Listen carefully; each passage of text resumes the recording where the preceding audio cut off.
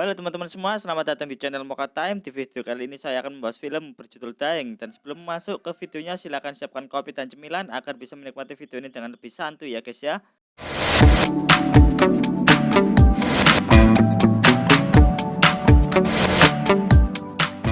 Di suatu pagi, nampak seorang pria bernama Yang sedang mencari ikan di sebuah sungai. Tetapi dia tiba-tiba dikejutkan oleh suara seorang anak kecil yang memanggil ayah dan ibunya, yang ternyata itu berasal dari Daeng, sang hantu anak kecil.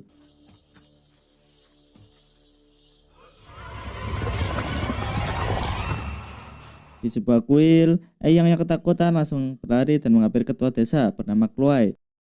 Lalu ia menceritakan kejadian yang telah dialaminya. Tapi sang ketua desa langsung menyuruh Eyang untuk pergi dan tidak takut kepada Daeng. Di depan rumah Daeng, terlihat Daeng sedang bermain bersama teman-temannya yang bernama Heng, Sri, Samli, Mali, serta Paman In. Tapi belum lama mereka bermain, Mali dipanggil ibunya yang membuat dia dan teman-temannya yang lain harus pulang. Di sebuah kuil Buddha, terlihat seorang biksu muda bernama Ton yang baru saja datang dengan tujuan untuk tinggal dan belajar ajaran Buddha di kuil tersebut. Lalu, saat malam tiba, nampak sang kepala biksu yang sedang berdoa tiba-tiba diganggu oleh Daeng.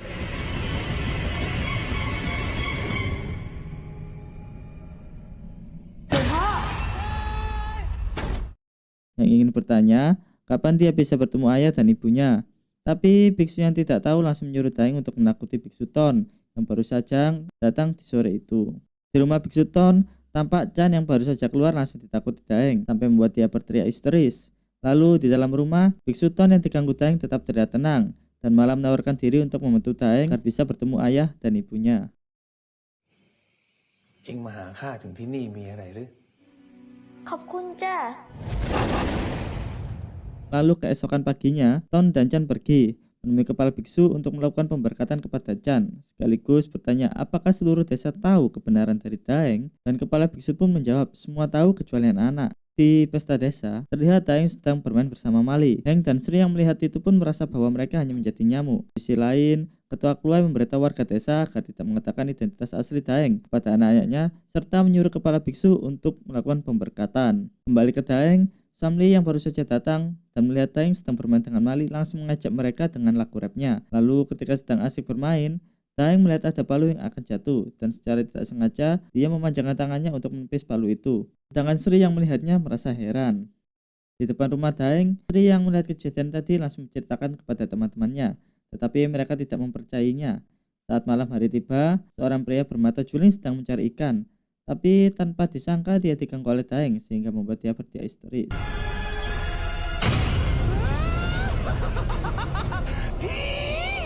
Di pagi harinya, karena mendengar suara yang aneh, ketua Kluai langsung menghampirinya dan diketahui ternyata suara itu berasal dari Mai, orang yang diganggu Daeng tadi malam. Lalu karena kejadian itu, ketua Kluai langsung mengadakan ronda malam untuk berjaga-jaga. Kembali ke Daeng dan teman-temannya. Di sini tampak Daeng sedang bermain dengan Mali. Sri, Heng, dan Samli yang melihat itu membuat sebuah rencana untuk membuktikan bahwa Daeng itu bukan manusia dengan cara memakaikan kalung jimat kepada Daeng. Akan tetapi hal tersebut tidak berefek apa-apa kepada Daeng. Saat malam tiba, terlihat dua orang pria sedang berronda. Tapi sialnya mereka malah diganggu oleh hantu sampai membuat mereka saling pukul satu sama lain. Keesokan harinya mereka pun melapor ke ketua desa bahwa mereka telah diganggu oleh Daeng sampai membuat mereka babak belur. Akan tetapi ketua desa yang tidak percaya membantah hal tersebut dan berkata kalau Daeng tidak pernah menyakiti seseorang. Lalu tiba-tiba muncul tiga orang yang mengaku sebagai dukun dan bentuk hantu menawarkan diri mereka untuk membasmi Daeng, tapi ketua desa pun menolaknya. Saat Daeng dan teman-temannya sedang membersihkan rumah, Sri yang masih penasaran dengan Daeng mencoba untuk membuktikan opininya bahwa sebenarnya Daeng itu bukan manusia dengan cara mengarahkan cermin ke Daeng, dan benar saja Daeng tidak memiliki bayangan di cermin itu. Lalu Sri yang kaget langsung menghampiri teman-temannya untuk membuktikan hal yang dilihatnya tadi, tapi ternyata cermin yang dipegangnya menjadi bolong. Berpindah ke kepala biksu.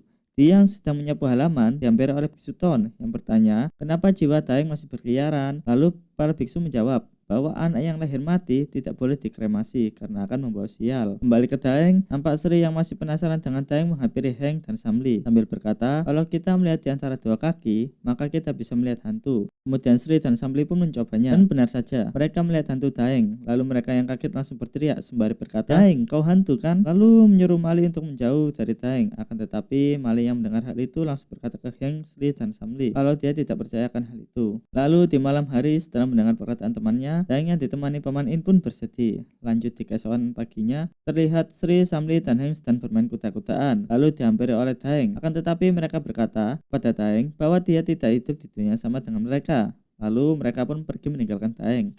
Belum siap.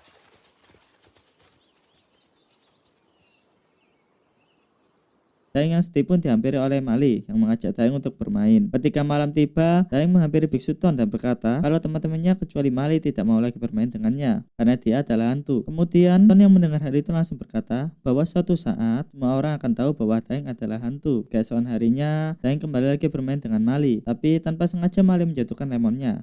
Dan tak lama kemudian, karena hari sudah sore, Mali pun berpamitan untuk pulang. Belum sampai meninggalkan rumah Daeng, Mali melihat kalau lemonnya jatuh bergerak-gerak sendiri. Karena merasa aneh, Mali pun memberanikan diri untuk melihat di antara kedua kakinya.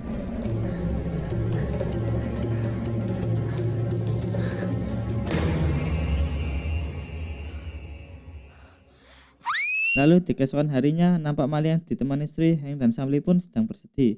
Lalu saat malam hari, di sebuah hutan terlihat dukun kue sedang menyuruh hantu bawahnya untuk membuat kerusuhan di desa Prakranong. Di sisi lain, Daeng yang sedang menangis langsung dihampiri oleh Biksu Ton yang menanyakan, kenapa kamu bersedih? Lalu Daeng pun menjawab, kalau dia sudah tidak ingin lagi berada di dunia ini dan ingin pergi menemui ayah serta ibunya. Lalu Biksu Ton yang mendengar hal ini langsung menanyakan di mana tubuh Daeng dikubur, karena Biksu Ton butuh tubuh Daeng untuk membantunya menemui ayah serta ibunya. Dan setelah itu, Biksu Ton pun langsung pergi. Beralih tempat, terlihat Paman Eyang yang sedang buang air kecil tiba-tiba diserang oleh hantu anak kecil. Dan Daeng yang mengetahui hal itu pun langsung mencoba untuk membantu Paman Eyang.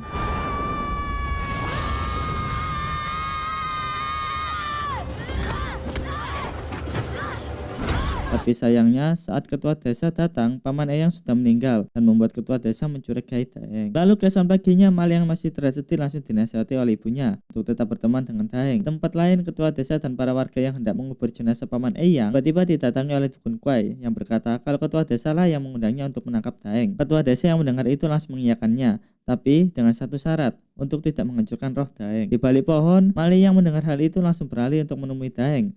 Saat di perjalanan ke rumah Daeng, Mali menghampiri teman-temannya untuk meminta bantuan. Di dalam hutan, terlihat juga ada seseorang yang sedang menggali mayat Daeng. Lalu kepala biksu yang merasa khawatir pun juga pergi ke dalam hutan. Di sana dia bertemu dengan ketua desa dan dukun kuai yang akan melakukan ritual penangkapan Daeng.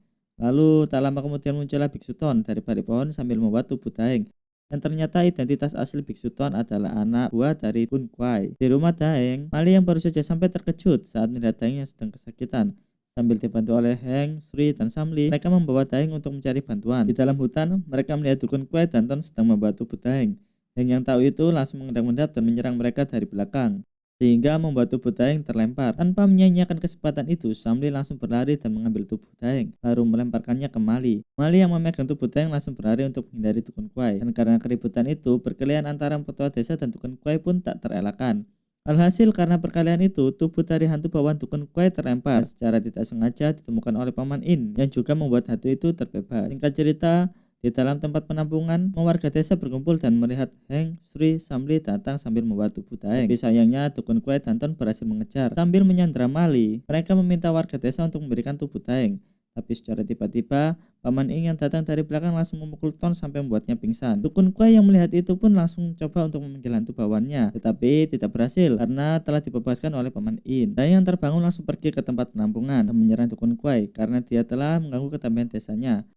Lalu saat Daeng akan menghabisi dukun Kuai, tiba-tiba datang beberapa orang untuk menghentikan Daeng, dan ternyata itu adalah ibu dan ayah dari Daeng. Daeng yang mengetahui itu pun langsung berlari dan memeluk sang ibu. Lalu sebelum pergi bersama mereka, Daeng berpamitan kepada semua warga desa dan film pun tamat. Oke guys, sekian dulu dari saya dan terima kasih sudah menonton video ini sampai akhir.